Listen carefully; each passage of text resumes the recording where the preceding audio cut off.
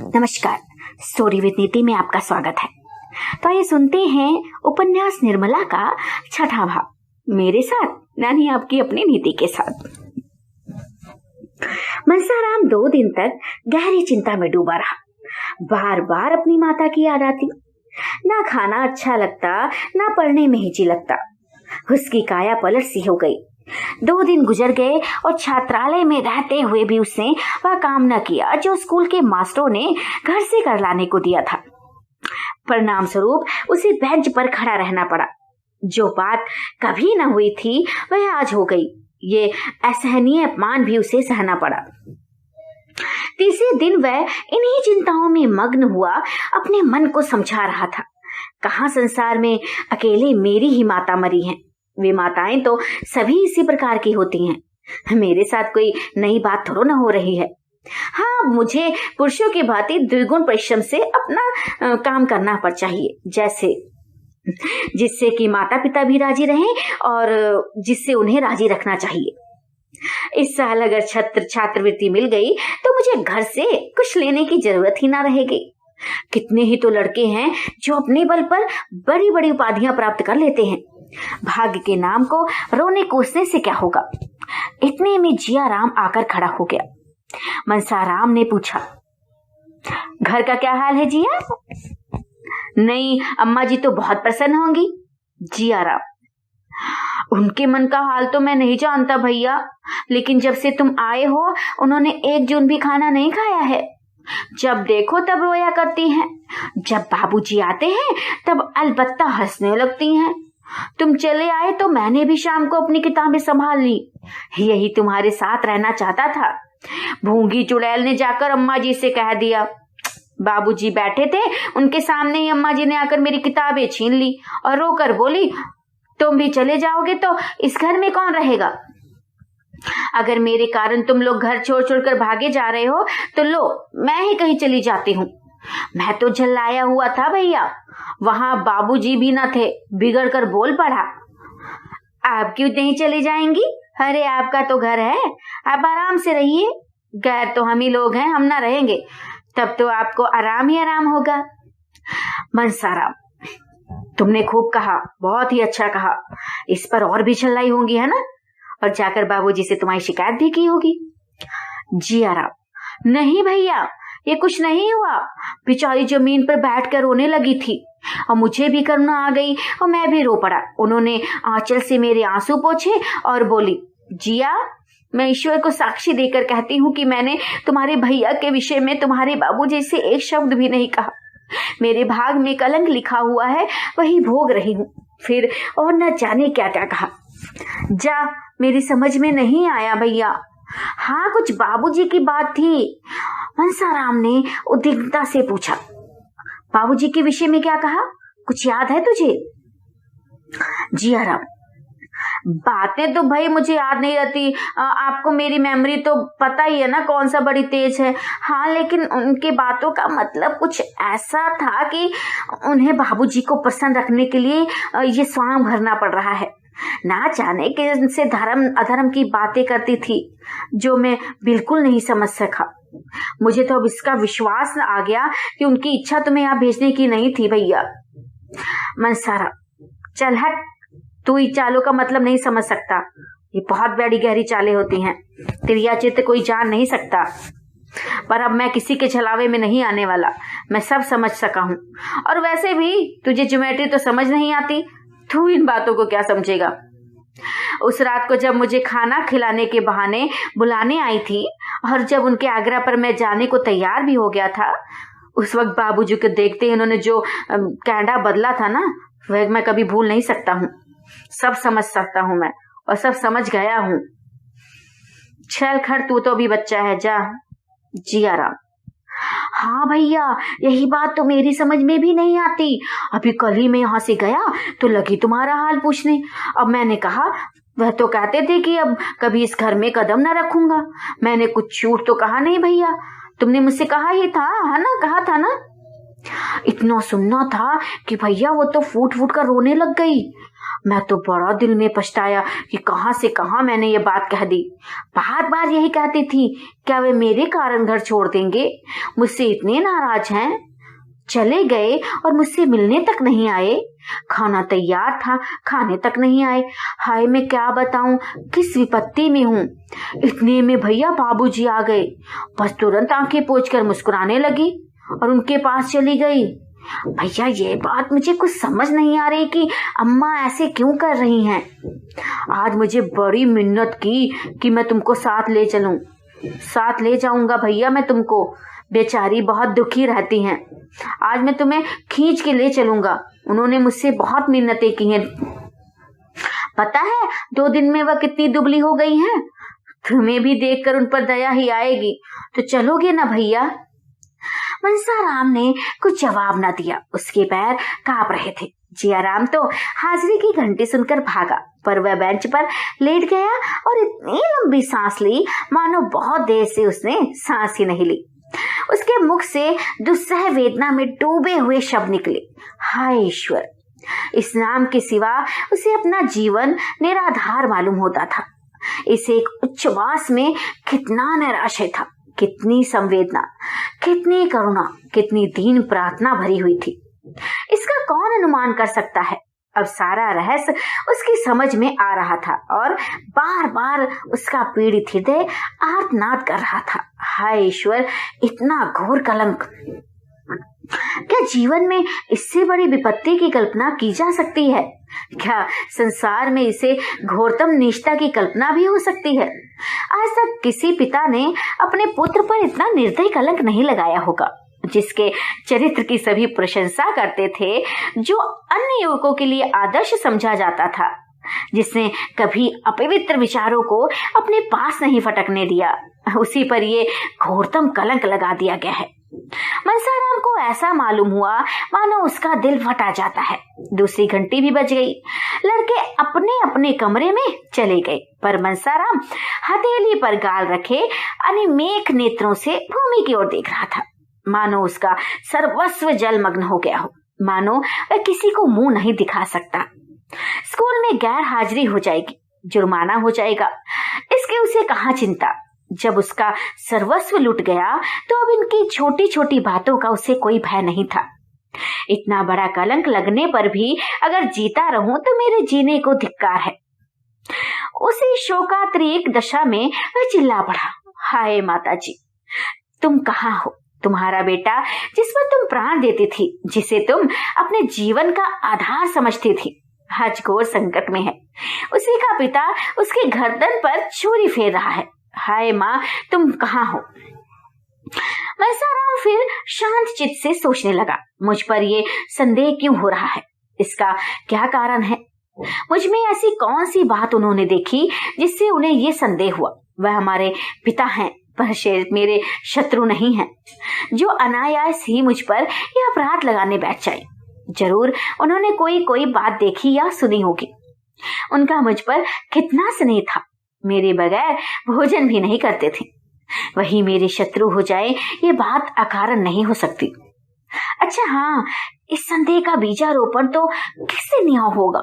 मुझे boarding house में ठहराने की बात तो पीछे की है। उस दिन रात को मेरे कमरे में मेरे आकर मेरी परीक्षा लेने लगे थे। अच्छा हाँ, उसी दिन उनकी त्योरियां बदली हुई थी। हाँ, उस दिन ऐसी कौन सी बात हुई जो उन्हें अप्रिय लगी होगी? मैं नई अम्मा से कुछ खाने को ही तो मांगने गया था। बाबूजी उस समय वहां बैठे थे। हाँ, अब याद आती है। उसी वक्त उनका चेहरा तमतमा गया था। उसी दिन से नई अम्मा ने मुझसे पढ़ना भी तो छोड़ दिया था।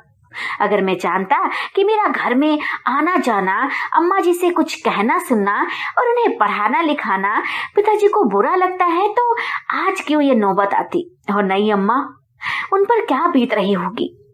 मनसाराम ने अब तक निर्मला की ओर ध्यान ही नहीं दिया था। निर्मला का ध्यान आते ही उसके रोए खड़े हो गए। हाय, उनका सरल स्नेहशील हृदय ये आघात कैसे सह सकेगा? मैं कितने भ्रम में था। मैं उनके स्नेह को कौशल समझता था। मुझे क्या मालूम था कि उन्हें पिताजी का भ्रम शांत करने के लिए मेरे प्रति इतना कटु व्यवहार करना पड़ता है। मैंने उन पर कितना अन्याय किया है। उनकी दशा तो मुझसे भी खराब हो रही होगी। मैं तो यहाँ चला आया, मगर वह कहाँ जाएंगी? जिया कहता था उन्होंने 2 दिन भोजन नहीं किया, हरदम रोया करती हैं। कैसे जाकर मैं उन्हें समझाऊं? वह इस अभागे के पीछे क्यों अपने सिर पर यह विपत्ति ले रही हैं? वह बार बार मेरा हाल क्यों पूछती हैं? क्यों बार बार मुझे बुलाती हैं? कैसे कह दूं कि माता, मुझे तुमसे जरा भी शिकायत नहीं है, मेरे दिल में तुम्हारे तरफ से बिल्कुल साफ सफाई है। वह अब भी बैठी रो ही रही होंगी। हाय, कितना बड़ा अनर्थ हो रहा है। बाबूजी को ये क्या हो गया है? क्या इसीलिए विवाह करके लाए थे? एक बालिका की हत्या करने के लिए उसे लाए थे? हाय, इस कोमल पुष्प को मसल डालने के लिए ही क्या तोड़ा था? उनका उद्धार कैसे होगा? उस निरपराधनी का मुख कैसे उज्जवल होगा? उन्हें केवल मेरे साथ स्नेह का व्यवहार करने के लिए इतना बड़ा दंड दिया जा रहा है। उनकी सज्जनता का उन्हें ये उपहार मिल रहा है। मैं उन्हें इस प्रकार निर्दय आघात सहते देखकर बैठा रहूंगा। अपनी मान रक्षा के लिए ना सही, उनकी आत्मरक्षा के लिए इन प्राणों का बलिदान करना पड़ेगा मुझे। इसके सिवा उद्धार का कोई उपाय ही नहीं है। दिल में कैसे कैसे अरमान थे, वे सब खाक में मिला देने होंगे। एक सती पर संदेह किया जा रहा है। मेरे कारण मुझे अपने प्राणों से उनकी रक्षा करनी चाहिए। यही मेरा कर्तव्य है। इसी में सच्ची वीरता है। माता, मैं अपने रक्त से इस कालिमा को धो दूंगा। इसी में मेरा और तुम्हारा दोनों का कल्याण है। वह दिन भर इन्हीं विचारों में डूबा रहा। शाम को उसके दोनों भाई आकर घर चलने के लिए आग्रह करने लगे। सियाराम, चलते क्यों नहीं मेरे भैया जी? चलो ना, चलो ना। मनसाराम, मुझे फुर्सत नहीं है कि तुम्हारे कहने से चला चलो। जाओ तुम दोनों यहाँ से। जियाराम, आखिर कल तो इतवार है ये ना भैया, चलो। मनसाराम, इतवार के बहुत काम होते हैं मुझे। जियाराम, अच्छा कल आओगे ना? मनसाराम, नहीं, कल मुझे एक मैच में भी जाना है। सियाराम, अम्मा जी मूंग के लड्डू बना रही हैं, ना चलोगे तो एक भी ना पाओगे। हम तुम मिलके खाएंगे। जिया इन्हें ना देंगे, है ना? चलेंगे तो देंगे, वरना इनको हम नहीं देंगे। जियाराम, भैया अगर तुम कल ना गए ना तो शायद अम्मा जी यहीं चली आए। मनसाराम, सच? नहीं, ऐसा क्यों करेंगी? यहाँ आई तो बड़ी परेशानी होगी। तुम उनसे कह देना वे कहीं मैच देखने गया है। जियाराम, मैं क्यों झूठ बोलने लगा? मैं तो कह दूंगा, मैं मुंह फुलाए बैठे थे। देख ले उन्हें साथ लाता हूँ कि नहीं। सियाराम, हाँ, हम कह देंगे कि आज पढ़ने भी नहीं गए, झूठ बोल रहे हैं, मैच खेलने नहीं गए हैं, वो यहाँ आना नहीं चाहते। हम तो सच ही बताएंगे अम्मा जी से। मनसाराम ने इन दूतों से कल आने का वादा करके गला छुड़ा लिया। जब दोनों चले गए तो फिर चिंता में डूबा रहा। रात भर उसे करवटें बदलते ही गुजरी। छुट्टी का दिन भी बैठे बैठे कट गया। उसे दिन भर शंका होती रही कि कहीं अम्मा जी सचमुच न चली जाएं। किसी गाड़ी की खड़खड़ाहट सुनता तो उसका कलेजा धक धक करने लगता। कहीं आ तो नहीं गई। छात्रालय में एक छोटा सा औषधालय था। एक डॉक्टर साहब संध्या समय 1 घंटे के लिए आ जाया करते थे। अगर कोई लड़का बीमार होता तो उसे दवा दे जाते थे। आज वे आए तो मनसाराम कुछ सोचता हुआ उनके पास जाकर खड़ा हो गया। वह मनसाराम को अच्छी तरह जानते थे। उसे देखकर आश्चर्य से बोले, ये तुम्हारी क्या हालत है जी? तुम तो मानो गले जा रहे हो। अरे कहीं बाजार का चस्का तो नहीं पड़ गया तुम्हें? आखिर तुम्हें हुआ क्या है? जरा यहाँ तो आओ। मनसाराम ने मुस्कुराकर कहा, मुझे जिंदगी का रोग है डॉक्टर साहब, आपके पास इसकी भी तो कोई दवा होगी। डॉक्टर, अरे मैं तो तुम्हारी परीक्षा करना चाहता हूँ। तुम्हारी तो सूरत ही बदल गई जनाब, पहचाने भी नहीं जाते। ये कहकर उन्होंने मनसाराम का हाथ पकड़ लिया और छाती, पीठ, आंखें, जीभ सब बारी बारी से देखी। तब चिंतित होकर बोले, वकील साहब से मैं आज ही मिलूंगा। तुम्हें थाइसिस हो रहा है, सारे लक्षण उसी के लगते हैं। मनसाराम ने बड़ी उत्सुकता से पूछा, कितने दिनों में काम तमाम हो जाएगा डॉक्टर साहब? डॉक्टर, कैसी बातें करते हो जी? मैं वकील साहब से मिलकर तुम्हें किसी पहाड़ी जगह भेजने की सलाह दूंगा। ईश्वर ने चाहा तो बहुत जल्द अच्छे हो जाओगे। बीमारी अभी पहले स्टेज में है। मनसाराम, अच्छा, तब तो अभी 1-2 साल की देर मालूम होती है। मैं तो इतना इंतजार नहीं कर सकता। सुनिए, मुझे थाइसिस वाइसिस कुछ नहीं है, ना कोई दूसरी शिकायत है। आप बाबूजी को नाहक प्रद्रुत के में डालिएगा। इस वक्त मेरे सिर में दर्द है और कोई दवा दे दीजिए, कोई ऐसी दवा हो जिससे नींद भी जरा जल्दी आ जाए। मैं तो कल 2 रातों से सोया भी नहीं हूँ। डॉक्टर ने जहरीली दवाइयों की अलमारी खोली और शीशी से थोड़ी सी दवा निकालकर मनसाराम को दी। मनसाराम ने पूछा, ये तो कोई जहर है, भला इसके कोई पी ले तो मर जाए। डॉक्टर, नहीं नहीं, मर तो नहीं जाए, हाँ पर सिर में चक्कर जरूर आ जाएगा। मनसाराम, अच्छा कोई ऐसी दवा भी है इसमें जिसे पीते ही प्राण निकल जाएं? डॉक्टर, अरे ऐसी 1-2 नहीं, कितनी ही दवाई होती हैं। ये जो शीशी देख रहे हो ना, इसकी एक बूंद भी पेट में चली जाए तो जान ना बचे, आनन फानन में मौत हो जाए। मनसाराम, अच्छा क्यों डॉक्टर साहब, जो लोग जहर खा लेते हैं उन्हें बड़ी तकलीफ होती होगी, है ना? डॉक्टर, अरे सभी जहरों में तकलीफ नहीं होती, बाज तो ऐसे रहते हैं कि पीते ही आदमी ठंडा हो जाता है। ये शीशी इसी किस्म की है, इसे पीते ही आदमी बेहोश हो जाता है, फिर उसे होश ही नहीं आता। मनसाराम ने सोचा, तब तो प्राण देना बहुत आसान है, फिर क्यों लोग इतना डरते हैं? ये शीशी कैसे मिलेगी? अगर दवा का नाम पूछकर शहर के किसी दवा फरोश से लेना चाहूं तो वह कभी ना देगा। इसे मिलने में कोई दिक्कत नहीं। ये तो मालूम हो गया कि प्राणों का अंत बड़ी आसानी से किया जा सकता है। मनसाराम इतना प्रसन्न हुआ मानो कोई नाम पा गया हो। उसके दिल पर से बोझ सा हट गया। चिंता की मेघ राशि जो सिर पर मंडरा रही थी छिन्न भिन्न हो गई। महीनों बाद आज उसे मन में एक स्फूर्ति का अनुभव हुआ। लड़के थिएटर देखने जा रहे थे। निरीक्षक से आज्ञा ले ली थी। मनसाराम भी उनके साथ थिएटर देखने चला गया। ऐसा खुश था मानो उससे ज्यादा खुशी सुखी जीव संसार में कोई हो ही नहीं सकता। थिएटर में नकल देखकर तो वह हंसते हंसते लोट हो गया। बार बार तालियां बजाने और वंस मोर की हाँक लगाने में उसका पहला नंबर था। गाना सुनकर वह मस्त हो जाता था और ओहो करके चिल्ला उठता था। दर्शकों की निगाहें बार बार उसकी तरफ उठ जाती थी। थिएटर के पात्र भी उसी की ओर ताकते थे और ये जानने को उत्सुक थे कि कौन महाशय हैं, इतने रसिक हैं और इतने भावुक हैं। उसके मित्रों को उसकी उच्च श्रृंखलता पर आश्चर्य हो रहा था। वह बहुत ही शांत चित्त गंभीर स्वभाव का युवक था। आज वह क्यों इतना हास्यशील हो गया है? क्यों उसके विनोद का पारवार नहीं है?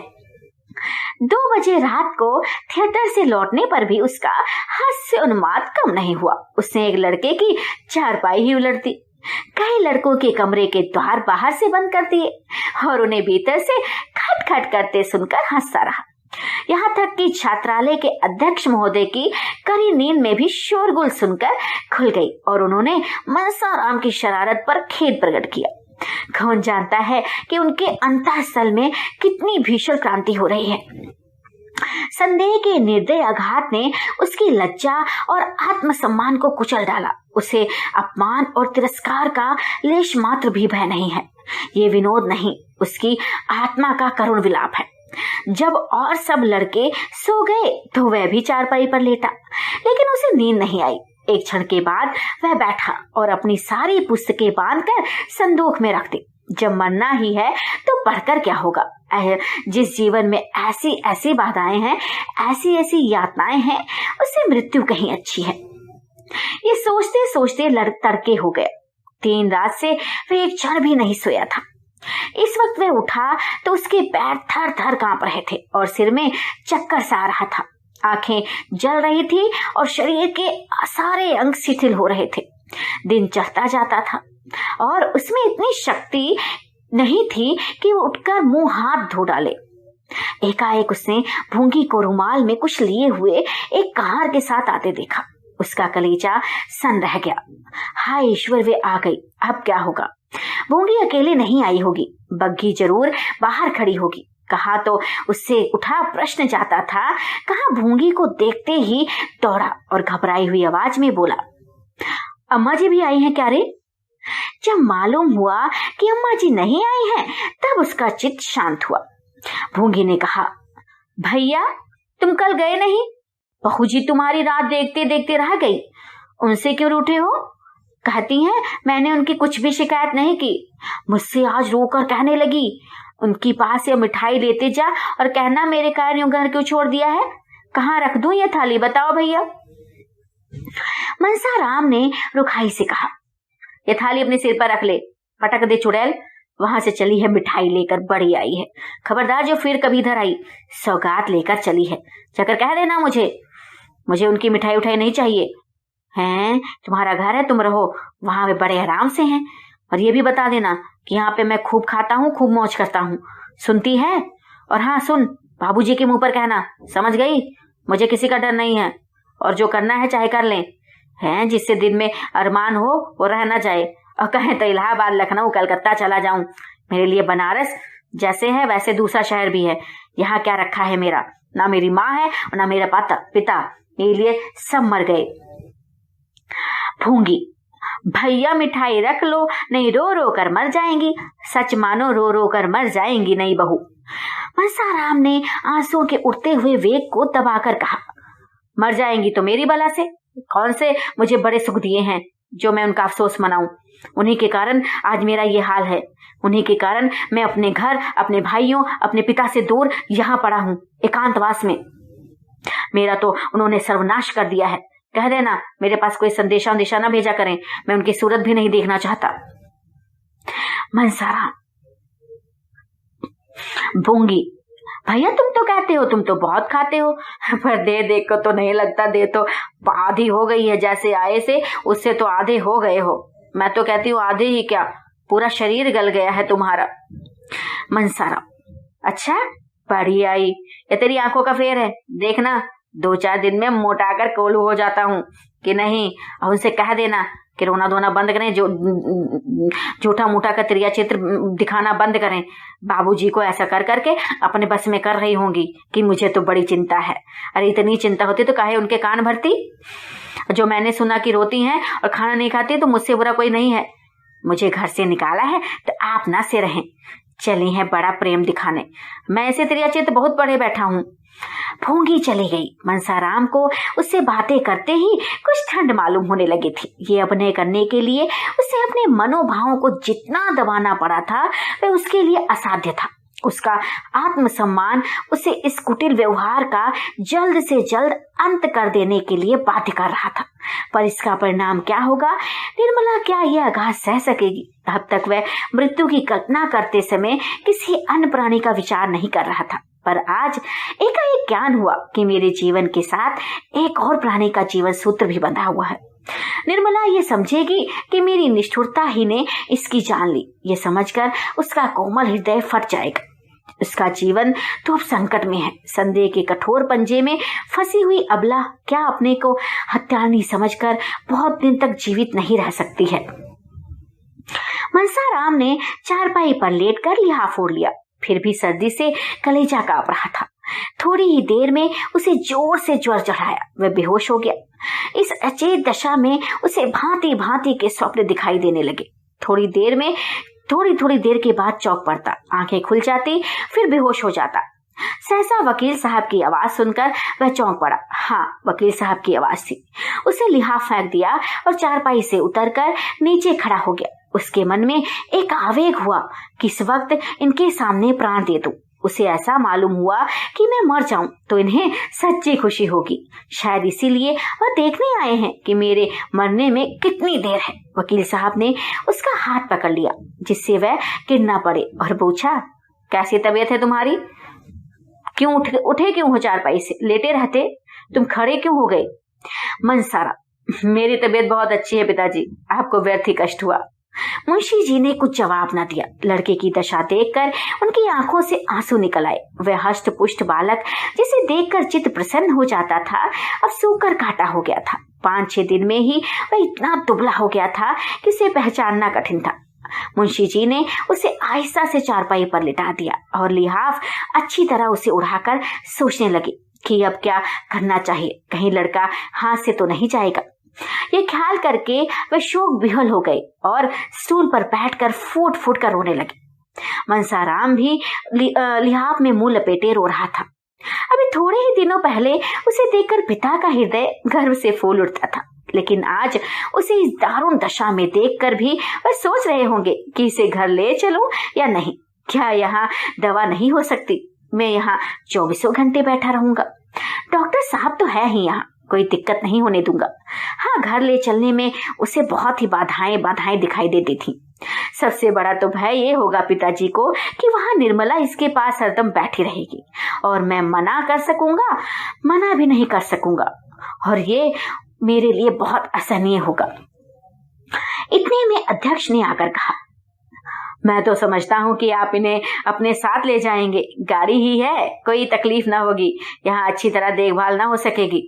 मुंशी जी, हाँ, आया तो मैं इसी ख्याल से था, लेकिन इनकी हालत बहुत ही नाजुक मालूम होती है, जरा सी असावधानी होने से सरसाम हो जाने का भय है। अध्यक्ष, यहाँ से ले जाने के लिए थोड़ी दिक्कत है, जरूर है, लेकिन ये तो आप खुद सोच सकते हैं कि घर पे जो आराम मिल सकता है वह यहाँ किसी तरह नहीं मिल सकता। इसके अतिरिक्त किसी बीमार लड़के को यहाँ रखना नियम विरुद्ध भी तो है। मुंशी जी, कहिए तो मैं हेडमास्टर से आज्ञा ले लूं, मुझे इनका यहाँ से इस हालत में ले जाना किसी तरह मुनासिब नहीं हो रहा डॉक्टर साहब। अध्यक्ष ने हेडमास्टर का नाम सुना तो समझे कि ये महाशय धमकी दे रहे हैं, जरा तिनक कर बोले, अच्छा, हेडमास्टर नियम विरुद्ध कोई बात नहीं कर सकते, मैं इतनी बड़ी जिम्मेदारी कैसे ले सकता हूँ, आप बताइए। अब क्या घर ले जाना ही पड़ेगा? क्या इसे निर्मला के पास ही रखना पड़ेगा? यहाँ रखने का तो ये बहाना था कि ले जाने बीमारी बढ़ जाने की शंका है, यहाँ से ले जाकर अस्पताल में ठहराने का कोई बहाना नहीं है। जो सुनेगा वह तो यही कहेगा कि डॉक्टर साहब की फीस बचाने के लिए लड़के को अस्पताल फेंक आए, पर अब ले जाने के सिवा और कोई उपाय न था। अगर अध्यक्ष महोदय इस वक्त रिश्वत लेने पर तैयार हो जाते तो शायद 2-4 साल का वेतन ले लेते, लेकिन कायदे के पाबंद लोगों में इतनी बुद्धि, इतनी चतुराई कहाँ। अगर इस वक्त मुंशी जी को कोई आदमी ऐसा उज्ज सुझा देता जिसमें उन्हें मनसाराम को घर ना ले जाना पड़े तो वे आजीवन उसका एहसान मानते। सोचने का समय भी ना था। अध्यक्ष महोदय शैतान की तरह सिर पर सवार थे। विवश होकर मुंशी जी ने दोनों साइंसों को बुलाया और मनसाराम को उठाने लगे।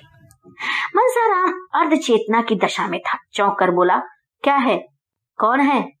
मुंशी जी, कोई नहीं बेटा, मैं तुम्हें घर ले जाना चाहता हूँ, आओ गोद में उठा लूं। मुझे क्यों घर ले चलते हैं, मैं वहां नहीं जाऊंगा। मुंशी जी, अच्छा, यहाँ तो नहीं रह सकते, नियम ही ऐसा है। मनसाराम, कुछ भी हो वहां नहीं जाऊंगा, मुझे और कहीं न ले चलिए, किसी पेड़ के नीचे किसी झोपड़े में चाहे रख दीजिए, पर मैं घर ना जाऊंगा। अध्यक्ष ने मुंशी जी से कहा, आप इन बातों का ख्याल ना करें, ये तो होश में है नहीं। मनसाराम, अच्छा, कौन होश में नहीं है? मैं होश में ही हूँ। मैं नहीं हूँ, मुझे यहीं पड़ा रहने दीजिए, जो कुछ होना है होगा। अगर ऐसा है तो मुझे अस्पताल ले चलिए, मैं वहां पड़ा रहूंगा। जीना होगा जीऊंगा, मरना होगा मरूंगा, लेकिन घर किसी भी तरह नहीं जाऊंगा। मैं उस उल्टा का मुंह नहीं देखूंगा। ये पर जोर पाकर मुंशी जी फिरा अध्यक्ष की मिन्नतें करने लगे, लेकिन वे कायदे का पाबंदी आदमी कुछ सुनता ही ना था। अगर छूत की बीमारी हुई और किसी दूसरे लड़के को लग गई तो कौन उसका जवाब दे होगा? इस तर्क के सामने मुंशी जी की कानूनी दलीलें भी मात हो गई। आखिर मुंशी जी ने मनसाराम से कहा, बेटा, तुम्हें घर चलने से क्यों इनकार हो रहा है?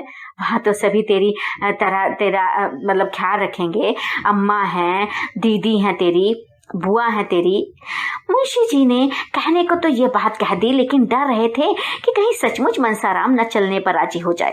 मनसाराम को अस्पताल में रखने का कोई बहाना खोज रहे थे और उसकी जिम्मेदारी मनसाराम के हिस्से डालना चाहते थे। ये अध्यक्ष के सामने की बात थी। वह इस बात की साक्षी दे सकते थे कि मनसाराम अपने जिद से अस्पताल जा रहा है। मुंशी जी का इसमें लेश मात्र भी दोष नहीं है। मनसाराम ने झल्ला कर कहा, हाँ, नहीं, 100 बार नहीं, मैं घर नहीं जाऊंगा, मुझे अस्पताल ले चलिए, मैंने कह दिया ना एक बार। और हाँ, मेरे घर के सब आदमियों को मना कर दीजिए कि मुझे कोई देखने वेखने ना आए। और हाँ, मुझे कुछ नहीं हुआ है, बिल्कुल बीमार नहीं हूं मैं, आप मुझे छोड़ दीजिए, मैं अपने पांव से चल सकता हूँ। वह उठ खड़ा हुआ और उन्मत्त की भांति द्वार की ओर चला, लेकिन पैर लड़खड़ा गए। यदि मुंशी जी ने संभाल ना लिया होता तो उसे बड़ी चोट आती। दोनों नौकरों की मदद से मुंशी जी उसे बक्की के पास लाए और अंदर बैठा दिया। गाड़ी अस्पताल की ओर चली। वही हुआ जो मुंशी जी चाहते थे। इस शोक में भी उनका चित्त संतुष्ट था। लड़का अपनी इच्छा से अस्पताल जा रहा था। क्या ये इस बात का प्रमाण नहीं था कि घर में इसे कोई स्नेह नहीं है? क्या इसे सिद्ध नहीं होता कि मनसाराम निर्दोष है? वे उसके पर अकारण ही भ्रम कर रहे थे। लेकिन जरा ही देर में इस तुष्टि की जगह उनके मन में ग्लानि का भाव जागृत हो गया। वे अपने प्राण प्रिय पुत्र को घर न ले जाकर अस्पताल लिए जा रहे हैं। उनके विशाल भवन में उनके पुत्र के लिए ही जगह नहीं थी, इस दशा में भी, जबकि उसकी जीवन संकट में है। कितनी विडंबना है। एक क्षण के बाद एकाएक मुंशी जी के मन में प्रश्न उठा, कहीं मनसाराम उनके भावों को तार तो नहीं गया? इसीलिए तो उसे घर से घृणा तो नहीं हो गई है? अगर ऐसा है तो गजब हो जाएगा। इस अनर्थ की कल्पना ही से मुंशी जी के रोए खड़े हो गए और कलेजा धक करने लगा। हृदय में एक धक्का सा लगा। अगर इस ज्वर का यही कारण है तो ईश्वर ही मालिक है। इस समय उनकी दशा अत्यंत दयनीय थी। वह आग जो उन्होंने अपने ठिठुरे हुए हाथों को सेकने के लिए चलाई थी, अब उनके घर में लगी जा रही थी। इस करुणा, शोक, पश्चाताप और शंका से उनका चित्त घबरा उठा। उनके गुप्त रोदन की ध्वनि बाहर निकल सकती तो सुनने वाले रो पड़ते, उनके आंसू बाहर निकल सकते तो उनका तार बन जाता। उन्होंने पुत्र के वर्णहीन मुख की ओर एक वात्सल्यपूर्ण नेत्र से देखा। वेदना से विकल होकर उसे छाती से लगा लिया और इतना रोए कि हिचकी मच गई। सामने अस्पताल का फाटक दिखाई दे रहा था। मुंशी तोताराम संध्या समय कचहरी से घर पहुंचे तो निर्मला ने पूछा, उन्हें देखा? क्या हाल है जी उनका? मुंशी जी ने देखा कि निर्मला के मुख पर नाम मात्र को भी शोक या चिंता का चिन्ह नहीं है। उसका बनाव श्रृंगार और दिनों से भी कुछ गाढ़ा हुआ है। मसलन वह गले का हार भी न पहनती थी, पर आज वह गले में शोभा दे रहा था। झूमर से भी उसे बहुत प्रेम था। वह भी महीन रेशमी साड़ी के नीचे काले काले केशों के ऊपर फानस के दीपक की भांति चमक रहा था। मुंशी जी ने मुंह फेर कर कहा, बीमार है और क्या हालत बताऊं? निर्मला, तुम तो उन्हें यहाँ लाने गए थे। मुंशी जी ने झुंझलाकर कहा, अब वह नहीं आता तो क्या मैं जबरदस्ती उठा लाता? कितना समझाया कि बेटा घर चलो, वहां तुम्हें कोई तकलीफ ना हो पाएगी, लेकिन घर का नाम सुनकर उसे तो जैसे दूना ज्वर हो गया था। कहने लगा, मैं यहाँ मर जाऊंगा लेकिन घर ना जाऊंगा। आखिर मजबूर होकर अस्पताल मैंने पहुंचाया उसे। करता तो और क्या करता। रुक्मणी भी आकर बरामदे में खड़ी हो गई थी। बोली, हाँ वह जन्म का हठी बाय, हाँ किसी तरह ना आएगा। हम जाने थे वो कहीं यहाँ से मन रूट गई। कल मुही जौन है ना, जब से आई पूरे घर के सत्यानाश कह दी से। और कह लियो दूसर ब्याह और दे दो, एक चाबी कुंजी घर के मलकिन बनाए दियो। अरे ये पूरा घर उजाड़ कह के आप पर राज करे। हम तुम्हें पहले बताए थे, अब अभिनव समय है भैया, सुधर जाओ। मुंशी जी ने कातर स्वर में कहा, तुम 2-4 दिन के लिए वहां चली जाओ तो बड़ा अच्छा हो बहन। तुम्हारे रहने से उसे तस्कीन होती रहेगी। मेरी बहन, मेरा ये विनय मान लो। अकेले वे रो रो कर प्राण दे देगा। बस हाय अम्मा की रट लगा कर रोया करता है। मैं वहीं जा रहा हूँ, मेरे साथ ही चलो। उसकी दशा अच्छी नहीं है बहन, वह सूरत ही नहीं रही। देखो ईश्वर क्या करते हैं। ये कहते कहते मुंशी जी की आंखों से आंसू बहने लगे। लेकिन रुक्मणी अविचलित भाव से बोली, हम न जाबे, हमें नहीं जाए कवाई का है। हमारे रहने से अगर हुआ लाल के प्राण बच जाएं तो हम सिर के बल दौड़े चली जाई। लेकिन हम जानी थे वह हमार गिरामा बांध लेने भैया का, वह अच्छा ना हुए। हम उका खूब पहचाने थे। उका कोई बीमारी नहीं है, उका ही घर से निकाले के स्व का है। यही दुख उका ज्वर के रूप लेके आवा है। और तुम एक नहीं लाख दवा करा लियो, लेकिन कोनो सिविल सर्जनों चाहे दिखा लियो, लेकिन वो बचे ना। हम कही तो कोनो दवा ना असर करे जब तक कि कल मुही उल्टा घर से ना जाए। और तब से हमार लाल उके कारण अगर गवा तो फिर देखियो। रुक्मणी, तुमने चाहे जिस ख्याल से भेजा हो, लेकिन उका ही बात लग गई है। मैं तो अब किसी में गिनती नहीं हूँ। हमार के गिनती करत है। हमार बोले कोनो अधिकार है नहीं है। अरे मालिक तो माओ, मालकिन वह आए। हम तो घर के नौकरानी हैं, सब कुछ तुम्हें सबके रोटी पे परी है। हमार के परवाह करे और लड़कन के परवाह करे। उल्टा तो चाहते है कि मर जाए सबही तो राज करे घर में। इका राजपाट चाहिए। और हम बताए दे तो मनसा तब अच्छा हुए जब वो घर में आए, ओके घर के स्व का कोनो बीमारी नहीं लाग, भैया ओका ले आओ, घरे ले आओ। ये कहकर रुक्मणी वहां से चली गई। उनकी ज्योतिहीन पर अनुभवपूर्ण आंखों के सामने जो चरित्र हो रहे थे उनका रहस्य खूब समझती थी और उनका सारा क्रोध निरपराधनी निर्मला ही पर तरता था। इस समय भी वह कहते कहते रुक गई कि जब तक यह लक्ष्मी इस घर में रहेंगी इस घर की दशा बिगड़ती ही जाएगी। उसको प्रकट रूप से ना कहने पर भी उसका आशय मुंशी जी से छिपा नहीं रहा। उनके चले जाने पर मुंशी जी ने सिर झुका लिया और सोचने लगे। उन्हें अपने ऊपर इस समय इतना क्रोध आ रहा था कि दीवार से सिर पटक पटक कर प्राणों का अंत कर दे। उन्होंने क्यों विवाह किया था? विवाह करने की क्या जरूरत थी? ईश्वर ने उन्हें तीन पुत्र दिए थे। उनकी अवस्था भी 50 के लगभग पहुंच गई थी। फिर उन्होंने विवाह ही क्यों किया? क्या इसी बहाने ईश्वर को उनका सर्वनाश करना मंजूर था? उन्होंने सिर उठाकर एक बार निर्मला को साहस पर निश्चल मूर्ति देखी और अस्पताल चले गए। निर्मला की साहस छवि ने उनका चित्त शांत कर दिया था। आज कई दिनों के बाद उन्हें शांति मैसर हुई थी। प्रेम पीड़ित हृदय इस दशा में क्या इतना शांत और अविचलित रह सकता है? नहीं, कभी नहीं। हृदय की चोट भाव कौशल से नहीं छिपाई जा सकती। अपने चित्त की दुर्वंजना पर इस समय उन्हें अत्यंत क्षोभ हुआ। उन्होंने अकारण ही संदेह को हृदय में स्थान देकर इतना अनर्थ कर दिया था। मनसाराम की ओर से भी उनका मन निसंश हो गया। हाँ, उसकी जगह अब एक नई शंका उत्पन्न हो गई। क्या मनसाराम भाग तो नहीं गया? क्या भाग कर ही तो घर आने से इनकार नहीं कर रहा? अगर वह भाग गया है तो महान अनर्थ हो जाएगा। उसकी कल्पना ही से उनका मन दहल उठा। उनकी देह की सारी हड्डियां मानो इस हाहाकार पर पानी डालने के लिए व्याकुल हो उठी। उन्होंने कोचवान से घोड़े को तेज चलाने को कहा। आज कई दिनों के बाद उनके हृदय मंडल पर छाया हुआ सघन फटा गया था और प्रकाश की लहरें अंदर से निकलने के लिए व्यग्र हो रही थी। उन्होंने बाहर सिर निकाल कर देखा, कोचवान सो तो नहीं रहा है। घोड़े की चाल उन्हें इतनी मंद कभी न मालूम हुई थी।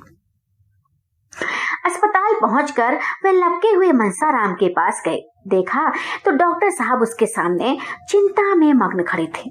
मुंशी जी के हाथ पांव फूल गए, मुंह से शब्द ना निकला।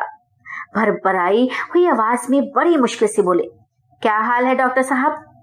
ये कहते कहते वे रो पड़े और जब डॉक्टर साहब को उनके प्रश्न का उत्तर देने में एक क्षण का विलंब हुआ तब तो उनके प्राण नाव में समा गए। उन्होंने पलंग पर बैठकर अचेत बालक को गोद में उठा लिया और बालक की भांति सिसक सिसक कर रोने लगे। मनसाराम की देह तवे की तरह चल रही थी। मनसाराम ने एक बार भी आंखें नहीं खोली। कितनी भयंकर और उसके साथ ही कितनी दी दृष्टि थी। मुंशी जी ने बालक को कंठ से लगाकर डॉक्टर से पूछा, क्या हाल है साहब, आप चुप क्यों हैं? डॉक्टर ने संदिग्ध स्वर से कहा, हाल जो कुछ है वह आप देख ही रहे हैं। 106 डिग्री का ज्वर है और मैं क्या बताऊं, अभी ज्वर का प्रकोप बढ़ता ही जाता है। मेरे किए जो कुछ हो सकता था वह मैं कर रहा हूँ। ईश्वर मालिक है, जब से आप गए हैं मैं एक मिनट के लिए यहाँ से नहीं हिला, भोजन तक नहीं कर सका। हालत इतनी नाजुक है कि 1 मिनट में क्या हो जाएगा कहीं नहीं जा सकता। ये महाज्वर है, बिल्कुल होश ही नहीं है। रह रहकर डिलीरियम का दौरा सा हो जाता है इसे। क्या घर में इन्हें किसी ने कुछ कहा है क्या? बार बार अम्मा जी तुम कहाँ हो, यही आवाज मुंह से निकाल दी जाता है। डॉक्टर साहब ये कह ही रहे थे कि सहसा मनसाराम उठकर बैठ गया और धक्के से मुंशी जी को चारपाई के नीचे धकेलकर उन्मत्त स्वर से बोला, क्यों धमकाते हैं आप? मार डालिए, मार डालिए, अभी मार डालिए। तलवार नहीं मिलती, रस्सी का फंदा है या वह भी नहीं है, मैं अपने गले में लगा लूंगा। हाय अम्मा जी तुम कहाँ हो? ये कहते रहते वह फिर अचेत होकर गिर पड़ा।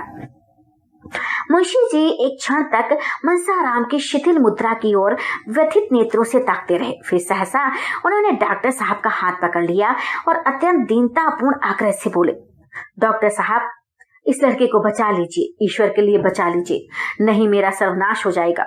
मैं अमीर नहीं हूँ लेकिन आप जो कुछ कहेंगे मैं हाजिर करूंगा, इसे बचा लीजिए बस। आप बड़े से बड़े डॉक्टर को बुलाइए और उनकी राय लीजिए, मैं सब खर्च कर दूंगा। इसकी अब नहीं देखी जाती ये हालत मुझसे। हाय मेरा होनहार बेटा, डॉक्टर साहब ने करुण स्वर में कहा।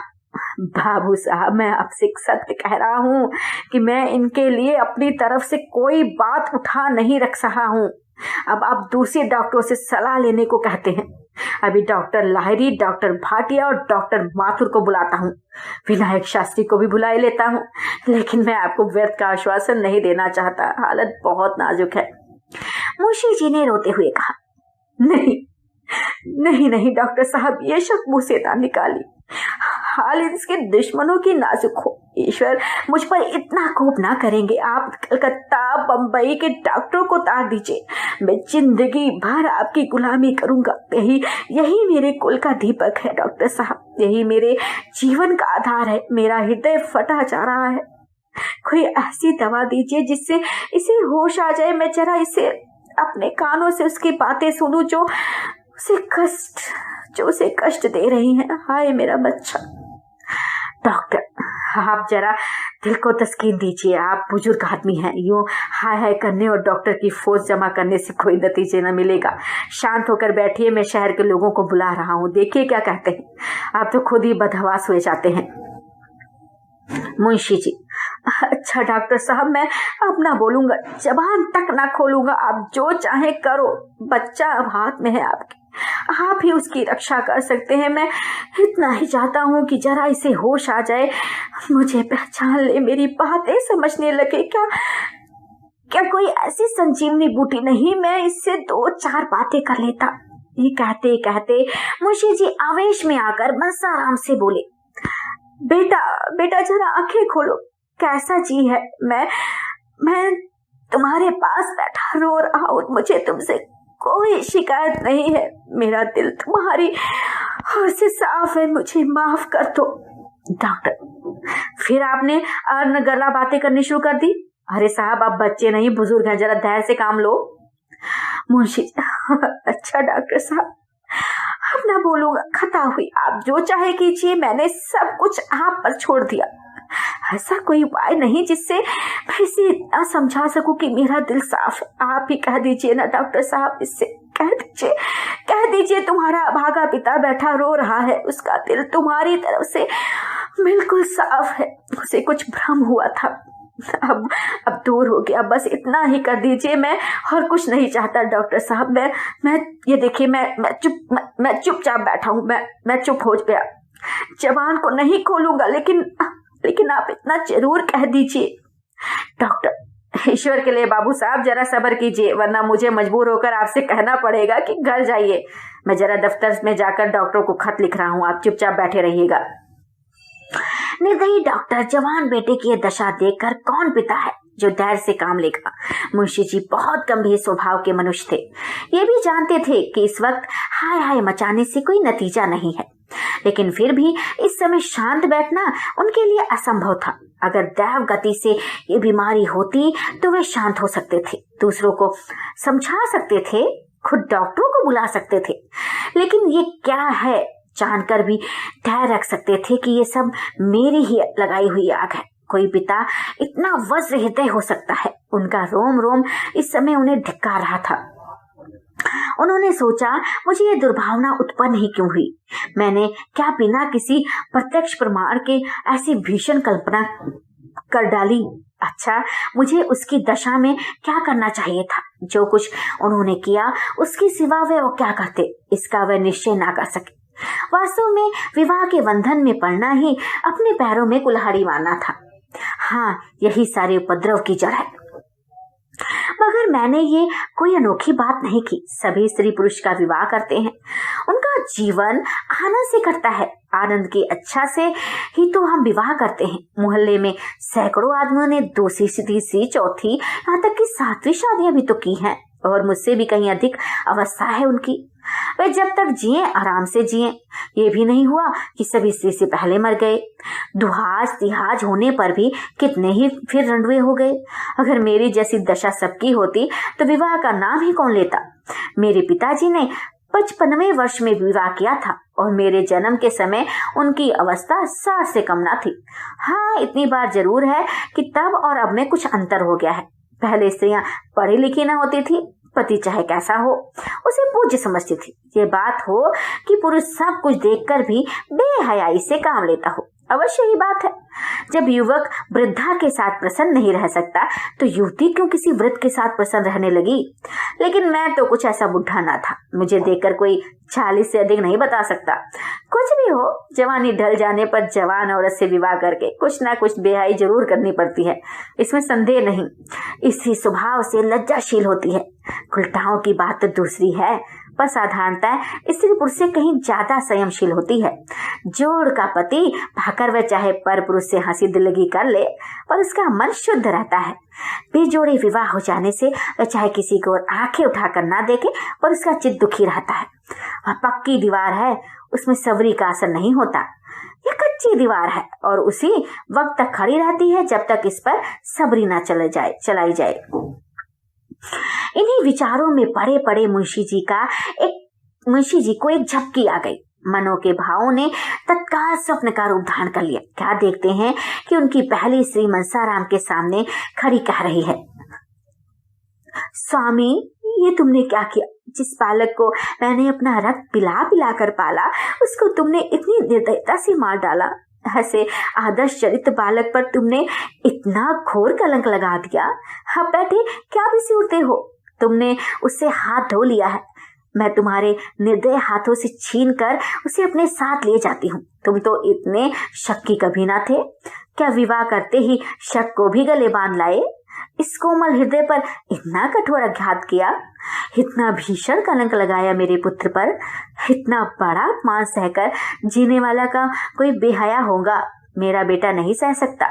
ये कहते कहते उसे बालक को गोद में उठा लिया और चल दी। मुंशी जी ने रोते हुए उसकी गोद से मनसाराम को छीनने के लिए हाथ बढ़ाया तो आंखें खुल गई और डॉक्टर लहरी, डॉक्टर भाटिया आदि आधे दर्जन डॉक्टर उनको सामने खड़े दिखाई दे।